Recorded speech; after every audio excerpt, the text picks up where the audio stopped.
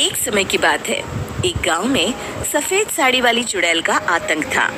चुड़ैल रात भर गांव में घूमती और गांव का जो भी आदमी उसे दिखाई देता उसे वो घायल कर देती। अरे कोई तो बचाओ, मर गया रे।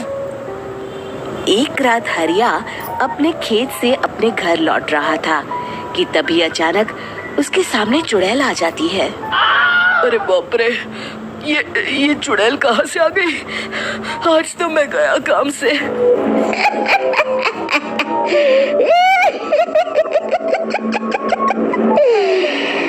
आज मुझे मेरा शिकार मिल गया।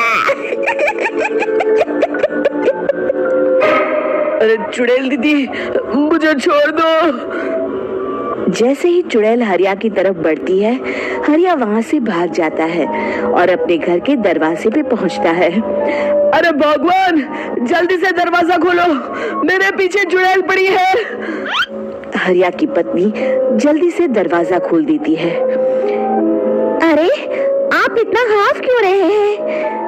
अरे मेरे पीछे चुड़ैल पड़ी है, आज तो मैं बाल बच गया। जल्दी से सभी दरवाजे और सभी खिड़कियों को बंद करके बत्ती बुझा दो। तभी चुड़ैल हरिया के घर के पास पहुंच जाती है। अरे वो आदमी कहाँ गायब हो गया? मैं भी देखती हूँ आखिर कब तक बचेगा। मैं अपने शिकार को इतनी आसानी से नहीं छोड़ती। इतना कहकर चुड़ैल वहाँ से चली जाती है। वहीं दूसरी तरफ हरिया और उसकी पत्नी दोनों अपने घर की खिड़की से ये सब देख रहे होते हैं। अरे बाप रे, ये तो बड़ी डरावनी चुड़ैल थी।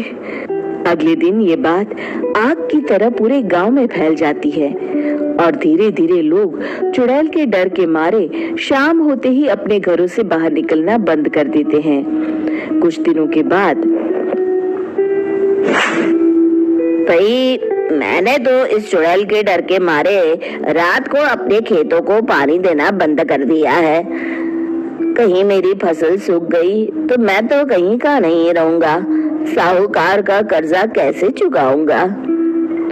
अरे भाई, पूरे गांव वालों का यही हाल है। पता नहीं ये चुड़ैल हमारे गांव में कहां से आ गई। फिर एक दिन गांव के पास वाली नदी के किनारे एक बहुत बड़े तांत्रिक के आने की बात कुछ गांव वालों को पता चलती है। वो लोग जाके ये बात गांव के मुखिया को बताते हैं।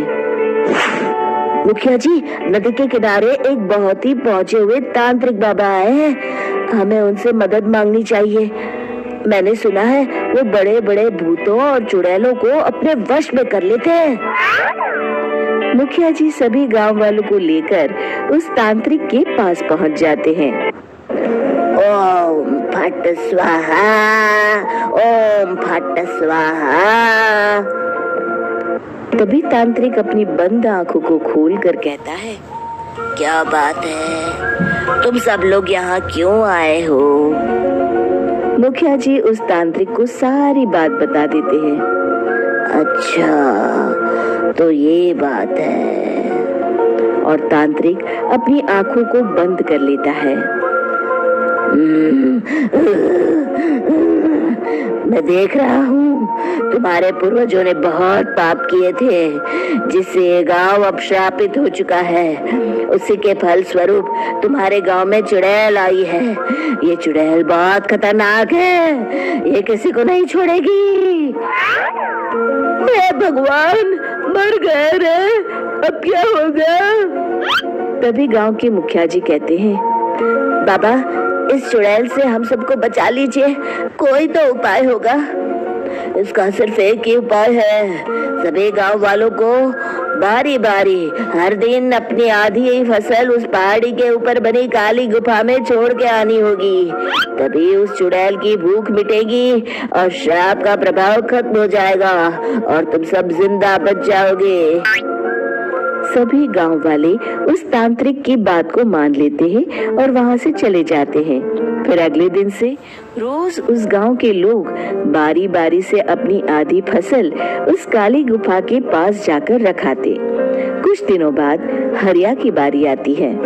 बाप रे, आज तो मेरी बारी है उस काली गुफा में जाने की। क्या करूं, वो तो बड़ी खतरनाक चुड़ैल है। मेरे तो हाथ पैर कांप रहे हैं।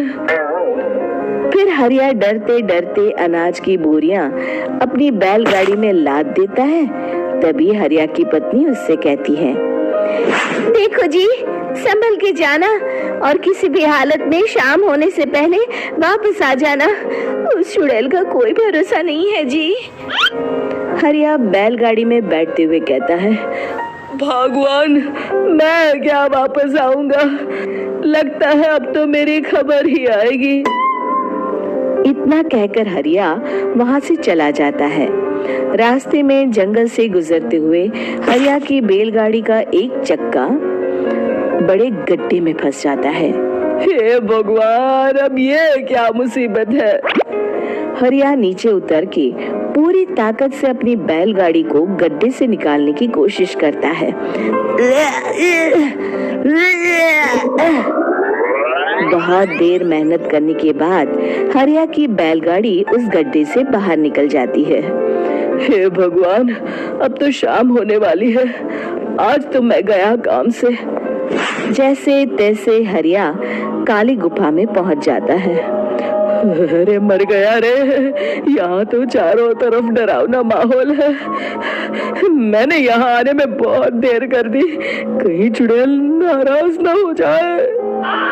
हरिया अनाज की बोरिया वहां रख के जैसे ही जाने लगता है, तभी उसे किसी के आने की आवाज सुनाई देती है। हरिया एक कोने में छुपकर अंदर देखने लगता है। चुड़ैल वहां आती है और फिर अपने चेहरे से नकली चुड़ैल का मुखौटा निकाल देती है। हरिया ये देख के हक्का बक्का रह जाता है। तभी चुड़ैल कहती है, भैया यहाँ आना, आज तो बहुत अनाज आया है।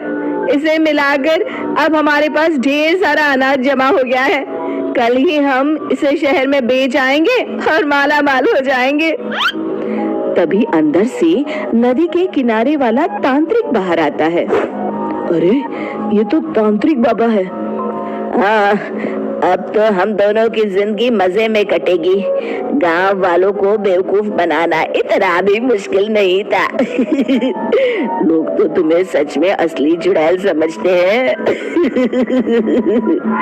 हाँ, तुमने सही कहा। अब ये गांव वाले चुड़ैल के डर से जिंदगी भर इस काली गुफा में अनाज पहुंचाते रहेंगे। अच्छा, तो ये बात है। ये दोनों पूरे गांव वालों को बेवकूफ बना रहे हैं। अभी जाकर सबको बताता हूँ। हरिया उन दोनों की पूरी बातें सुन लेता है और जल्दी से वापस गांव में आता है। गांव वालों को पूरी बात बता देता है। इससे पहले वो दोनों हमारा अनाज लेकर शहर जाए, हमें उन दोनों को पकड़ना होगा। उधर दूसरी तरफ नकली तांत्रिक और नकली चुड़ैल बनी औरत एक बड़ी गाड़ी में सारा अनाज लाद के वहां से निकलने की तैयारी कर रहे होते हैं। जल्दी करो, इससे पहले हमें कोई देख ले। हमें यहाँ से निकलना होगा। और तभी वो दोनों देखते हैं कि सामने से सभी गांव वाले अपने अपने हाथों में मशाल लेके आ रहे हैं। दोनों बुरी तरह डर जाते हैं। रुक जाओ, तुम दोनों का भांडा फूट चुका है। अरे मर गए रे, ये गांव वाले कहाँ से आ गए? तुमने क्या सोचा इतनी आसानी से यहाँ से निकल जाओगे? ये अनाज हमने अपने खून पसीने से दिन रात खेतों में मेहनत करके उगाया है। दोनों मुखिया जी के पैरों में गिर जाते हैं। हमें माफ कर दीजिए, हम दोनों एक नंबर के काम चोर हैं। बिना मेहनत किए पैसे कमाना चाहते थे। हाँ, अब हम आगे से मेहनत मजदूरी करके पैसे कमाएंगे। हमें कुछ मत करना, हमें छोड़ दीजिए। इतना कह के दोनों गांव छोड़ के भाग जाते हैं और सभी गांव वाले फिर से खुशी खुशी रहने लगते हैं। शिक्षा, तभी तो कहते हैं कि किसी भी समस्या का समाधान केवल सूझबूझ से ही करना चाहिए और कभी हिम्मत नहीं हारनी चाहिए। दोस्तों, हमें